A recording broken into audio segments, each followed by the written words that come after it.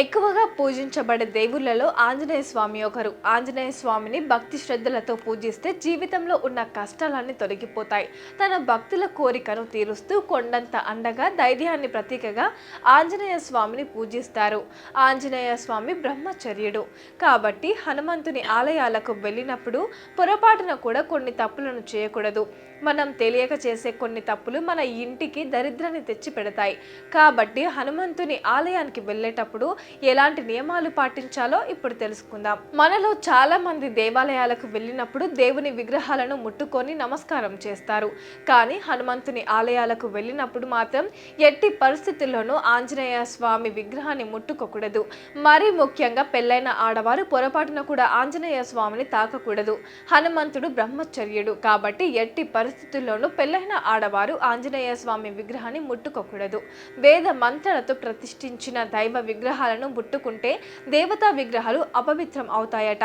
భక్తి పూర్వకంగా దేవుడికి నమస్కారం చేసుకుంటే చాలు, అంతేకాని దేవుని విగ్రహాలను మాత్రం ముట్టుకోకండి. సాధారణంగా ఏదైనా గుడికి వెళ్ళినప్పుడు గుడి చుట్టూ 3 ప్రదక్షిణాలు చేస్తాము. అయితే హనుమంతుని ఆలయానికి వెళ్ళినప్పుడు మాత్రం ఖచ్చితంగా 5 ప్రదక్షిణాలు చేయాలి.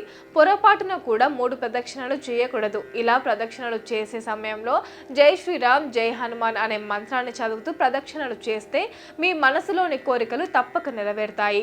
మీకు ఎన్ని కష్టాలు వచ్చినా సరే హనుమంతుని ఆలయంలో 5 ప్రదక్షిణలు చేస్తే నరక బాధల నుండి త్వరగా విముక్తి కలుగుతుంది. అలాగే దేవాలయంలో ప్రదక్షిణలు చేసేటప్పుడు దేవాలయం వెనుక భాగాన్ని ముట్టుకోకూడదు. హనుమంతుని గుడి వెనుక భాగంలో రాక్షసులు నివసిస్తూ ఉంటారు. కాబట్టి హనుమంతుని దేవాలయంలో ప్రదక్షిణలు చేసేటప్పుడు గుడి వెనుక భాగాన్ని మాత్రం ముట్టుకోకండి. ఆంజనేయ స్వామి పాదాలను కూడా ఎట్టి పరిస్థితుల్లోనూ ముట్టుకోకూడదు. ఎందుకంటే భూత ప్రేత పిశాచాలను హనుమంతుడు తన పాదాల కింద అణచివేస్తాడట. కాబట్టి పొరపాటున కూడా హనుమంతుని పాదాలను ముట్టుకోకూడదు. ఆర్థిక సమస్యలతో ఇబ్బంది పడేవారు ప్రతి మంగళవారం ఉదయం స్నానం చేసి ఓం హం హనుమతే నమః అనే మంత్రాన్ని 21 సార్లు జపిస్తే ఆర్థిక సమస్యలన్నీ తొలగిపోతాయి. మీ ఇంటి ఆదాయం పెరుగుతుంది. అలాగే ప్రతి మంగళవారం హనుమంతుడికి 21 అరటి పండ్లను నివేదించి ఆ అరటి పండ్లను భక్తులకు ప్రసాదంగా పంచి పెడితే మొండి బకాయిలన్నీ వసూలవుతాయి. ఇలా 3 మంగళవారాలు చేస్తే వెంటనే అప్పుల సమస్యలు తీరిపోతాయి. ముఖ్యంగా ఆంజనేయ స్వామి ఆలయానికి వెళ్ళేవారు ఒట్టి చేతులతో వెళ్ళకూడదు. హనుమంతుని కోసం తప్పకుండా 11 తమలపాకులను తీసుకుని వెళ్ళాలి. ఆంజనేయ స్వామికి తమలపాకులను సమర్పిస్తే అనంత కోటి పుణ్యఫలం సిద్ధిస్తుంది. ఇక గర్భగుడిలో అర్చన చేయించుకునేటప్పుడు చాలా మంది గోత్రం పేరు మాత్రమే చెబుతారు. కానీ అర్చన చేయించుకునేటప్పుడు ముందుగా మీ గోత్రం పేరు, మీ ఇంటి పేరు, అలాగే నక్షత్రం పేరు చెప్పాలి. అప్పుడు మాత్రమే మీ అర్చనకు పుణ్యఫలం దక్కుతుంది.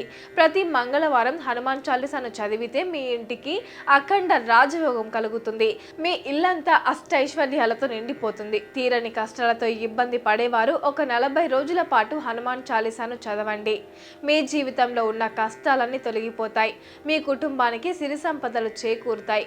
పంచముఖ ఆంజనేయ స్వామిని పూజిస్తే జాతక దోషాలన్నీ తొలగిపోతాయి. అయితే పూజ గది విడిగా లేని వారు పంచముఖ ఆంజనేయ స్వామి పటాన్ని ఇంట్లో పెట్టుకోకూడదు. అలాగే గర్భగుడిలో తీర్థం తీసుకున్నాక ఎంగిలి చేతిని తలపై రాసుకోకూడదు. అలా చేస్తే దరిద్రం వెంటాడుతుంది. ఇక గుడి నుండి ఇంటికి వచ్చాక వెంటనే కాళ్ళు కడుక్కోకూడదు. ముందుగా ఇంట్లోకి ప్రవేశించి తర్వాత కాళ్ళు శుభ్రం చేసుకోవాలి.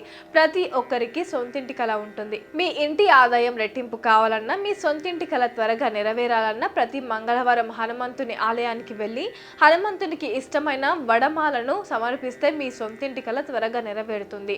ఇక వివాహమైన ఆడవారు ప్రతినిత్యం ఆంజనేయ స్వామి సింధూరాన్ని పెట్టుకుంటే స్త్రీలకు దీర్ఘ సుమంగళి ప్రాప్తి వరిస్తుంది.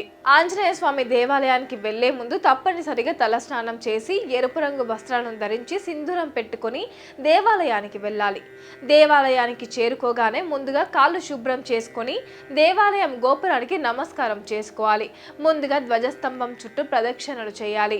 ప్రదక్షిణలు చేసే సమయంలో తప్ప ధ్వజస్తంభం నీడ మన శరీరం పైన పడకూడదు. అనారోగ్యం బారిన పడే అవకాశం ఉంది. ఇక ఆంజనేయ స్వామి ఆలయంలో 108 ప్రదక్షిణలు చేస్తే మంచి ఆరోగ్యం లభిస్తుంది. మంగళవారం మరియు శనివారాలలో తప్పకుండా ఆంజనేయ స్వామిని పూజించాలి. ఈ 2 రోజుల్లో ఆంజనేయ స్వామిని పూజిస్తే మీ ఇంటికి సకల శుభాలు చేకూరుతాయి. మంగళవారం ఇంట్లో పూజ చేసేవారు పొరపాటున కూడా కూడా ఉప్పు తినకూడదు. మంగళవారం కుజునికి సంకేతం కాబట్టి మంగళవారం ఉప్పు తింటే మీ పనుల్లో అడ్డంకులు ఏర్పడతాయి. మంగళవారం ఎట్టి పరిస్థితుల్లో అప్పు ఇవ్వకూడదు. విపరీతమైన అప్పుల సమస్యతో బాధపడేవారు ప్రతి మంగళవారం నవగ్రహాలలో కుజునికి అభిషేకం చేస్తే రుణ బాధలన్నీ వెంటనే తొలగిపోతాయి. ఎక్కడైతే హనుమంతుడు కొలువై ఉంటాడో అక్కడ శ్రీరామచంద్రులు కొలువై ఉంటారు. మీ ఇంటిపై ముక్కోటి దేవతల ఆశీర్వాదం ఉండాలంటే ప్రతి మంగళవారం ఉపవాసం ఉండండి, పేదలకు దానం చేయండి. ఈ నియమాలను పాటించడం ద్వారా మీ ఇంట్లో డబ్బు కొరత ఏర్పడకుండా ఉంటుంది.